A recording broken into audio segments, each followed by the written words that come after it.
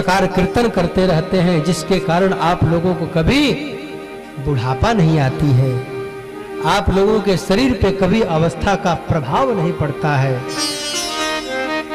तो हरि शरणम का कितना बड़ा फल है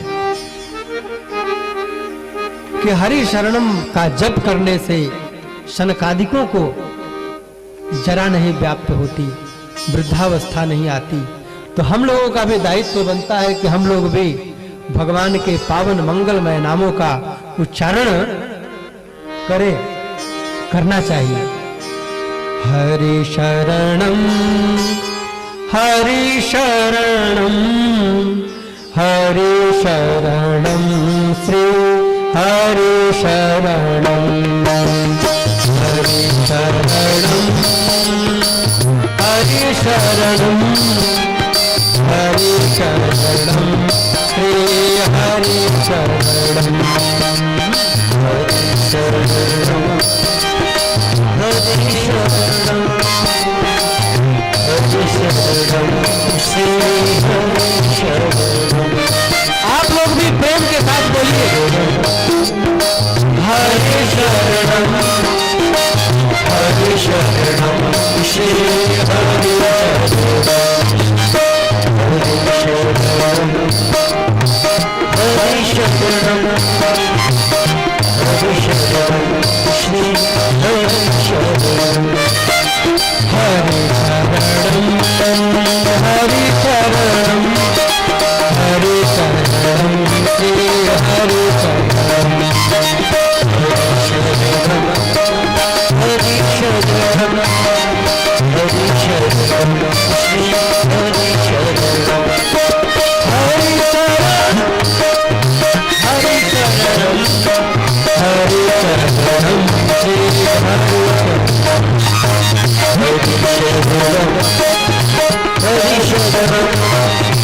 हरि शरणम श्री हरि शरणम हरि शरणम हरि शरणम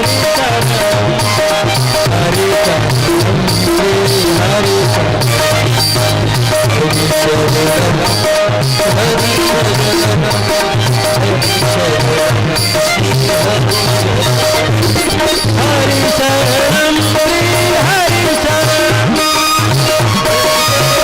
हरि शरणम हरि शरणम हरि शरणम श्री हरि शरणम हरि शरणम हरि शरणम हरि शरणम श्री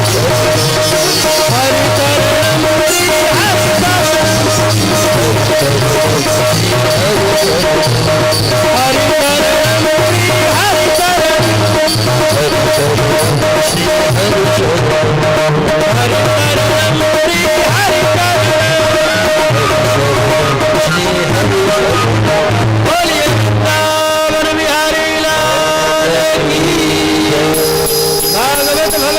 शरणम श्री हरि शरणम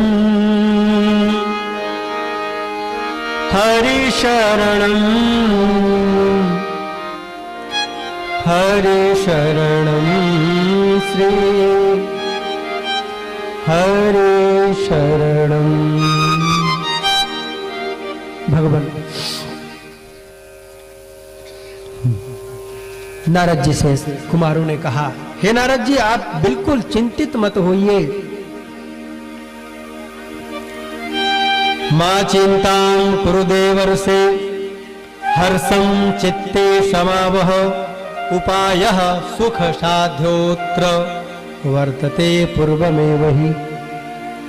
बहुत ही छोटा सा उपाय है, बहुत ज्यादा प्रयास करने की आवश्यकता नहीं है, बहुत परेशान होने की आवश्यकता नहीं है। छोटे से उपाय में ये ज्ञान और वैराग्य पुष्ट हो जाएंगे। कभी कभी होता है, हम लोग लोक में देखते हैं, किसी व्यक्ति को कोई रोग हो जाए तो वह अच्छे अच्छे अस्पतालों में दिखाता है, बड़े से बड़े डॉक्टर के यहां जाता है, सब जगह जा करके भी जब उसका रोग ठीक नहीं होता है तो कभी भाग्य से गांव के ही कोई वैद्य जी उसको मिल जाते हैं और वैद्य जी से बताता है कि मुझे फलाना रोग हो गया है, मैं इसका बहुत इलाज कराया लेकिन यह रोग ठीक नहीं हुआ। और वैद्य जी कहते हैं कोई चिंता की बात नहीं है, ये 10 रुपए की फलाने फलाने जड़ी बूटी आप ले आओ, मैं उसकी औषधि बना देता हूं, आप उस औषधि को पियो, उससे आपका रोग ठीक हो जाएगा।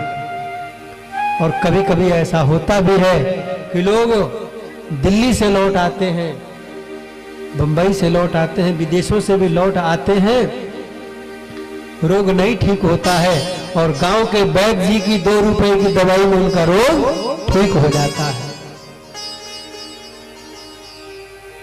ऐसा ही एक उपाय है हमारे पास।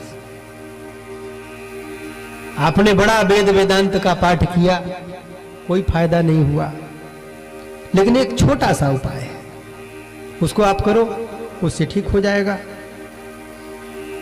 कौन सा उपाय है महाराज? कहा सत्कर्म सूचको नूनम ज्ञान यज्ञ स्मृतो बुधैः। जो आकाशवाणी हुई थी कि सत्कर्म करो फल मिलेगा, फायदा होगा, वह सत्कर्म नारद जी महाराज सत्कर्म सूचको नूनम ज्ञान यज्ञ, ज्ञान यज्ञ करो, श्रीमद् भागवत महापुराण की कथा का आलाप करो, कथा को सुनो, कथा को कहो, उसी से भक्ति और वैराग्य पुष्ट हो जाएंगे। नारद जी ने कहा महाराज हमें तो बड़ा संशय हो रहा है कि हमने वेद का पाठ किया, वेदांत का पाठ किया, गीता पाठ ही प्रबोधितम, फिर भी ज्ञान वैराग्य नहीं पुष्ट हुए, और आप कह रहे हैं कि केवल श्रीमद् भागवत की कथा से ये पुष्ट हो जाएंगे। अरे नारद जी महाराज, एक क्षुणामपि मध्यांते शर्करा व्याप्य तिष्ठति, पृथक भूता च सामिष्टा तथा भागवती कथा। जिस तरह से गन्ना जो होता है, ईख होता है, ईख के डंडे के भीतर ऊपर से नीचे तक उसमें रस होता है, लेकिन पृथक भूता, वह जब पृथक होता है उसका रस निकाला जाता है, रस निकालने के बाद में उसको कड़ाहे पे चढ़ा करके गर्म किया जाता है तो भेली तैयार होता है, उससे फिर चीनी बनती है, शर्करा का निर्माण होता है। कहा इक्षुणाम अपि मध्यन्ते शर्करा व्याप्य तिष्ठति, जो इक्षु दंड है उस दंडे के भीतर पूरी तरह से शर्करा व्याप्त है, लेकिन वो शर्करा कहीं दिखाई देती है क्या? नहीं दिखाई देती है। लेकिन अलग होने पर पृथक भूता च सामिष्टा तथा भागवती कथा, अलग होने पर वह कितनी मधुरिमा प्रदान करती है, वैसे ही यह भागवत कथा है। इदं भागवतम नात्मं पुराणं ब्रह्म संहितं, भक्ति ज्ञान विरागाणां स्थापनाय प्रकाशितम्। भगवान के द्वारा यह श्रीमद् भागवत महापुराण सम्मत है और इस भागवत के द्वारा ही ज्ञान, भक्ति और वैराग्य पुष्ट होते हैं। इसलिए हे नारद जी, भागवत कथा के माध्यम से ही ये ज्ञान, भक्ति और वैराग्य पुष्ट होंगे। नारद जी ने हाथ जोड़ा सनकादिकों को, कहा महाराज बड़ी कृपा है आपकी, आपने ये उपाय बताया। नारद जी ने कहा मैं ज्ञान यज्ञ करूंगा, ज्ञान यज्ञम करिष्यामि, शुक शास्त्र कथोज्वलम भक्ति ज्ञान विरागाणां स्थापनार्थम प्रयत्नतः, मैं ज्ञान यज्ञ करूंगा, ज्ञान वैराग्य और भक्ति को स्थापित करूंगा। महाराज ये कथा कितने दिन श्रवण करनी चाहिए? यदभीर दिवसैः श्राव्या, कितने दिन तक ये कथा श्रवण करनी चाहिए और कौन कौन सी विधि करनी चाहिए, कृपा करके इसके संबंध में बताइए। तब कुमारों ने कहा कि महाराज आपको सारी विधि बताएंगे, पहले आप कथा स्थल तो निश्चित करो। नारद जी ने कहा कि बहुत अच्छी बात है।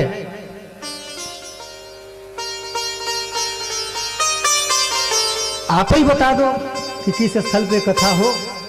तो सनकादिकों ने कहा, शृणु नारद वक्ष्यामो विनम्राय विवेकिने गंगा द्वार समीपे तो तटम आनंद नामकम।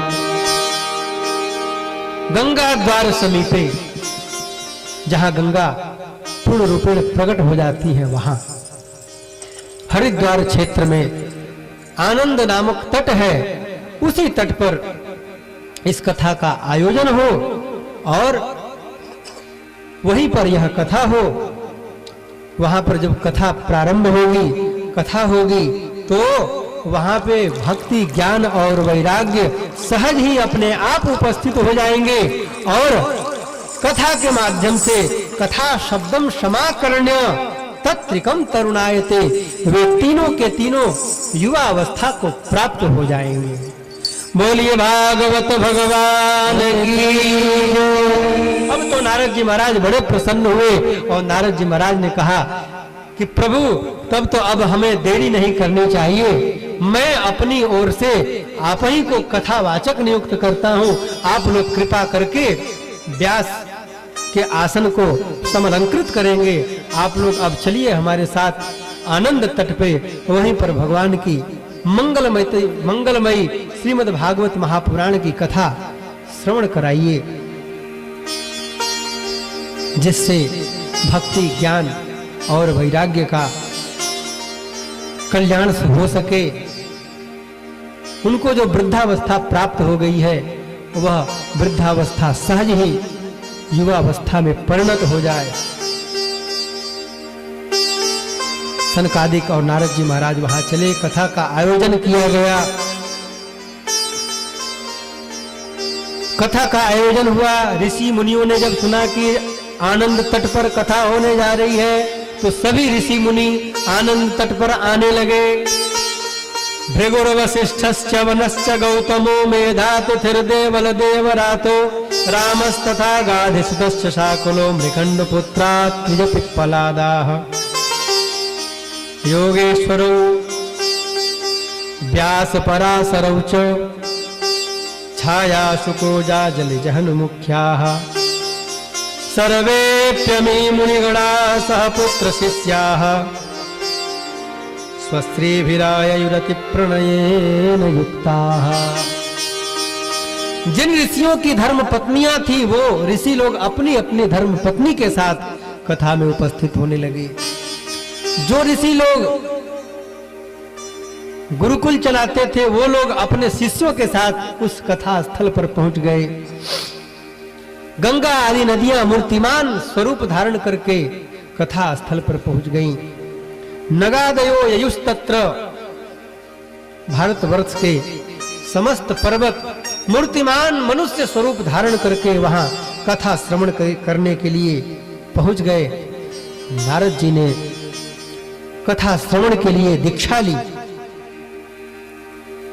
स्वयं जजमान बने और जजमान बन करके नारद जी कथा सुनने के लिए उद्यत हुए। कुमार लोग व्यास आसन पे विराजमान हुए और कुमारों ने कहा, सदा से व्यास श्रीमद् भागवती कथा, सदा से व्यास भागवती कथा, सदा से श्रीमद् भागवती कथा, सदा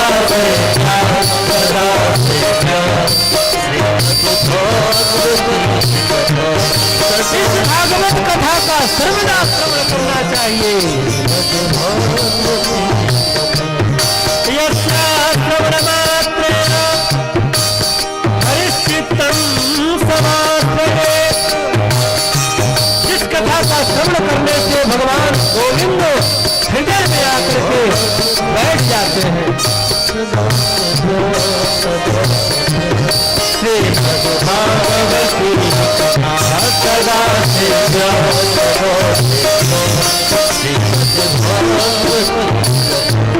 किम सुतैर्बहुभिः शास्त्रैः पुराणैश्च भवावहै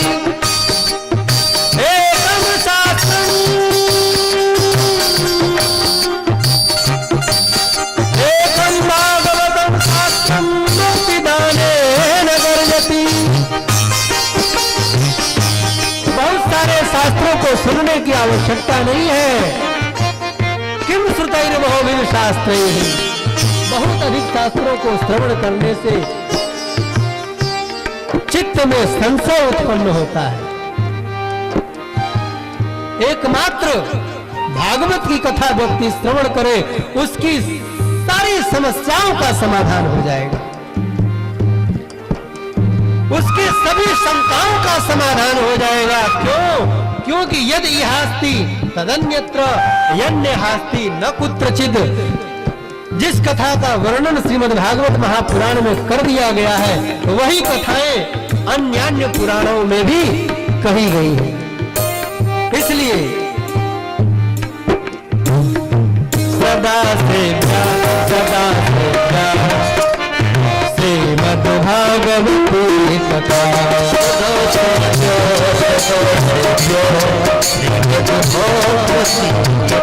तावत् पापानि देहेऽस्मिन् निवसन्ति तपोधनाः। पाप इस मनुष्य शरीर में तभी तक रहेगा जब तक आप लोगों ने भगवान की कथा नहीं सुनी।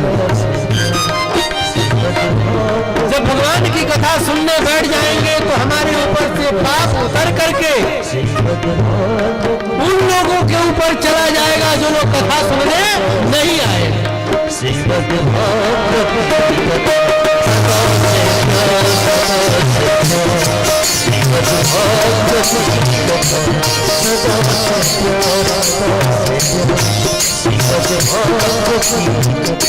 श्लोकानं श्लोकपादं वा नित्यं भागवतो भवम्। भागवत की ऐसी महिमा है, ऐसी महिमा है, ऐसी दिव्य महिमा है। श्लोकार्धम श्लोकपादम वा, भागवत का यदि आपको आधा श्लोक याद है, श्लोक का चौथाई हिस्सा एक चरण याद है, रोज उस श्लोक के आधे हिस्से को बैठ करके प्रेम से 10 बार बोलिए, आपके शरीर से पाप निकल करके बाहर जाए।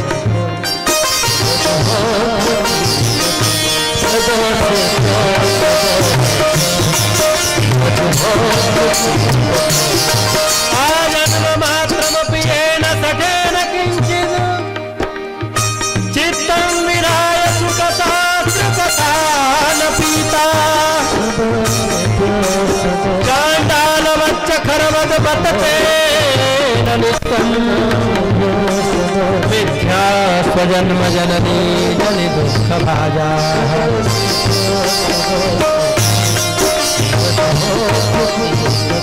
मनुष्य का जन्म हुआ है,